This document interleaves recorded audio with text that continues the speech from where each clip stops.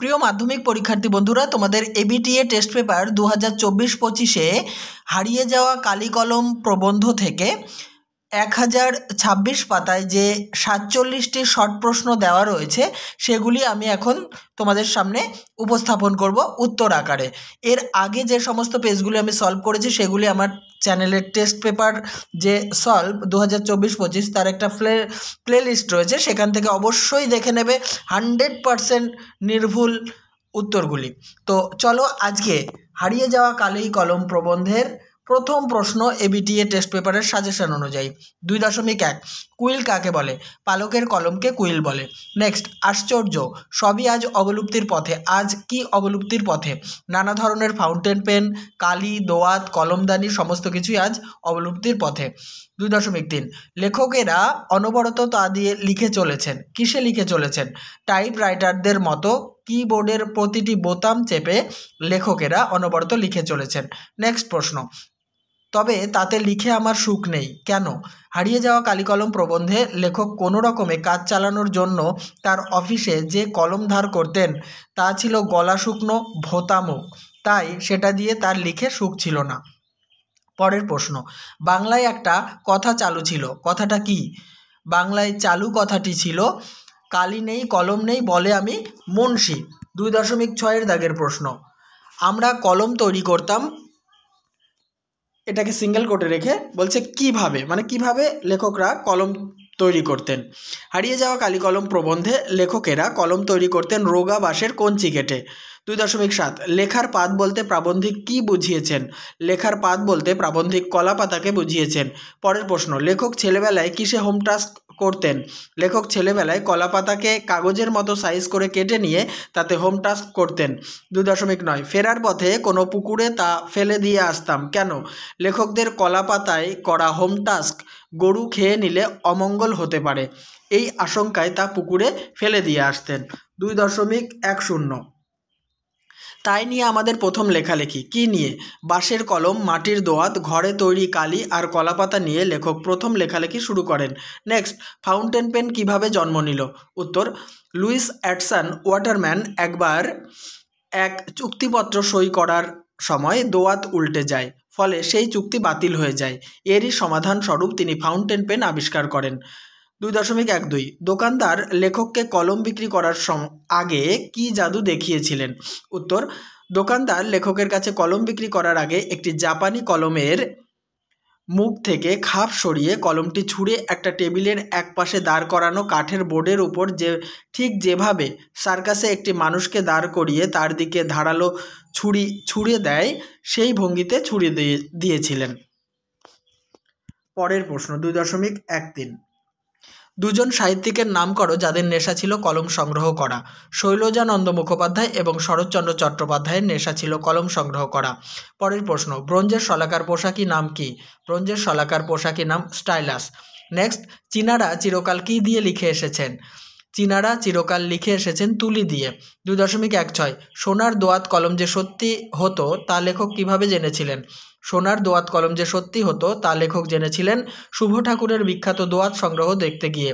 2.17 প্রবন্ধে বর্ণিত সবচেয়ে দামি কলমটির দাম কত? প্রবন্ধে বর্ণিত সবচেয়ে দামি কলমটির দাম 2500 পাউন্ড। 2.18 দাগের প্রশ্ন এবং উত্তর, খাগের কলম একমাত্র কখন দেখা যায়? খাগের কলম একমাত্র দেখা যায় সরস্বতী পুজোর সময়। নেক্সট, বাবু কুইল ডাইভার্স কে কাদের বলতেন? বাবু কুইল ডাইভার্স লর্ড কার্জন বাঙালি সাংবাদিকদের বলতেন। 2.20 তাদের দোয়াতে গোজা পালকের কলম কাদের? উইলিয়াম জোন্স কিংবা কেরি সাহেবের স্বমুন্সী ছবিতে দোয়াতে গোজা পালকের কলম দেখা যায়। নেক্সট, পালকের কলম কিভাবে তৈরি করা হতো?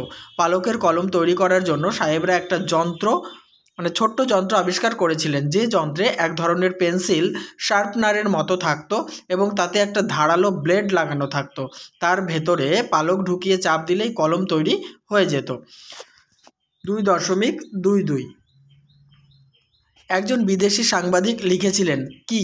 দেখো, তোমাদের টেস্ট পেপারে রয়েছে একজন সাংবাদিক লিখেছিলেন, এখানে একজন সাংবাদিক লিখেছিলেন এমন কোনো লাইন বইতে নেই, ওখানে বিদেশি কথাটা যুক্ত করতে হবে, ঠিক আছে?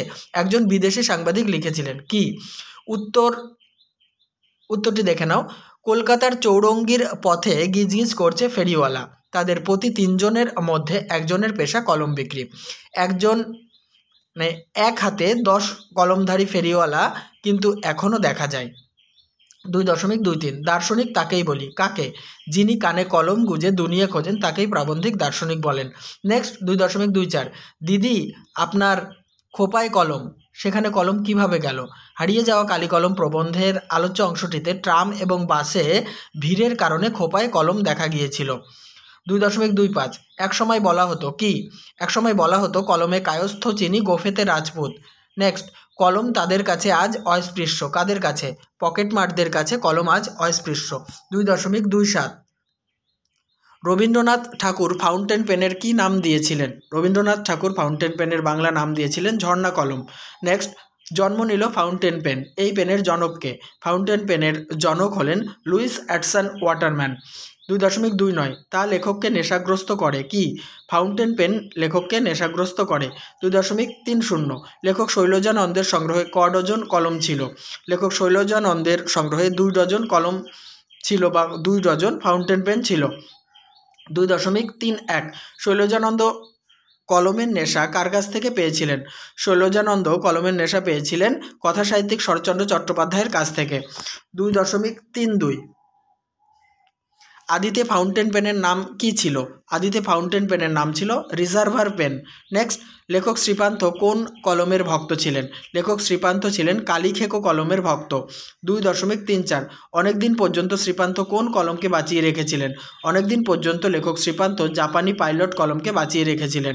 2.35 এসব দিয়ে মুড়ে তাকে আরও দামি আরও পোক্ত করা হতো কিভাবে? ফাউন্টেন পেনে প্লাটিনাম, সোনা এসব দিয়ে মুড়ে তাকে আরও দামি আরও পোক্ত করা হতো।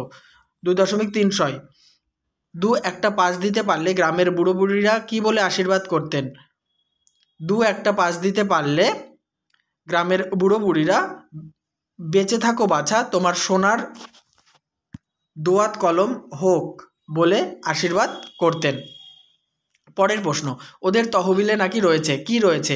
বিদেশি কাগজে ফাউন্টেন পেনের বিজ্ঞাপন অনুযায়ী ওদের তহবিলে নাকি 700 রকমের নিব রয়েছে। 2.38 একটি কলমের দাম ধার্য হয়েছে কত? একটি কলমের দাম ধার্য হয়েছে 2500 পাউন্ড। নেক্সট বঙ্কিমচন্দ্র লিখেছিলেন, কি লিখেছিলেন? বঙ্কিমচন্দ্র লিখেছিলেন যে, কোটেশনে রাখবে এটা, লাঠি তোমার দিন ফুরাইয়াছে। 2.40 ক্যালিগ্রাফিস্ট কাদের বলা হয়? যারা ওস্তাদ কলমবাজ তাদের ক্যালিগ্রাফিস্ট বলা হয়। পরের প্রশ্ন 2.41 সমানি সম শীর্ষানি ঘনানি বিরলানি চ এর বাংলা অনুবাদ করো। এর বাংলা অনুবাদ হলো সব অক্ষর সমান, প্রতিটি ছত্র সুশৃঙ্খল পরিচ্ছন্ন। 2.42 4 খণ্ড রামায়ণ কপি করে অষ্টাদশ শতকে একজন লেখক কত টাকা পেতেন? 4 খণ্ড রামায়ণ কপি করে অষ্টাদশ শতকে একজন লেখক পেতেন নগদ 7 টাকা। 2.43 19 শতকে 12 আনায় কত হাজার অক্ষর লেখানো যেত? 19 শতকে 12 আনায় 32,000 অক্ষর লেখানো যেত। 2.44 অনেক ধরে ধরে টাইপরাইটারে কে লিখে গেছেন? অনেক ধরে ধরে টাইপরাইটারে লিখে গেছেন লেখক অন্নদা শঙ্কর রায়। নেক্সট 2.45 দেখো আমি প্রশ্ন উত্তরগুলি আলোচনা করছি, এখান থেকেই আশা করছি এই সাজেশন অনুযায়ী তোমরা শর্ট কোশ্চেন পেয়ে যাবে। তাই এখনও পর্যন্ত যারা আমার টেস্ট পেপার সলভগুলি দেখোনি তারা আমার চ্যানেলের প্লেলিস্টে চলে যাও, ওখানে যাবতীয় এবিটিএ টেস্ট পেপার বা তোমাদের গল্প কবিতার যাবতীয় প্রশ্ন উত্তর আমি করে দিয়েছি। আর যারা এখনও পর্যন্ত আমার চ্যানেলকে সাবস্ক্রাইব করনি তারা সাবস্ক্রাইব করে অল করে রাখো। 2.45 শেষ পর্যন্ত নিবের কলমের মর্যাদা কে বাঁচিয়ে রেখেছিলেন? শেষ পর্যন্ত নিবের কলমের মর্যাদা বাঁচিয়ে রেখেছিলেন লেখক ও পরিচালক সত্যজিৎ রায়। নেক্সট 2.46 রবীন্দ্রনাথ বেশি বয়সে চিত্রশিল্পী হিসেবে সম্মানিত হয়েছিলেন, তার সূচনা কোথায় হয়েছিল? রবীন্দ্রনাথ বেশি বয়সে চিত্রশিল্পী হিসেবে সম্মানিত হয়েছিলেন, তার সূচনা হয়েছিল হাতে লেখা পাণ্ডুলিপির পাতায়। শেষ প্রশ্ন তোমাদের সাজেশনের 2.47 সেই আঘাতের পরিণতি নাকি তার মৃত্যু। কার কিভাবে মৃত্যু হয়েছিল? স্বনামধন্য লেখক ত্রৈলোক্যনাথ মুখোপাধ্যায় নিজের অসাবধানতাবশত হাতের কলম বুকে ফুটে মারা গিয়েছিলেন। তাহলে বন্ধুরা আমি শেষ করলাম তোমাদের সাজেশনের যে পেজটি ছিল। তো এরপরে আর একটি পেজ রয়েছে বাংলা ভাষায় বিজ্ঞান, সেটার সাজেশন পেজ সলভ করলে তোমাদের এবিটিএ টেস্ট পেপার আমি সলভ করা শেষ করব। এরপরে তোমাদের যে পর্ষদের টেস্ট পেপারটি দিয়েছে সেটা সলভ করব, আশা করছি 10 দিনের মধ্যে শেষ করে দিতে পারবো। তাহলে দেখতে থাকো, সঙ্গে থাকো আমার ইউটিউব চ্যানেলটি।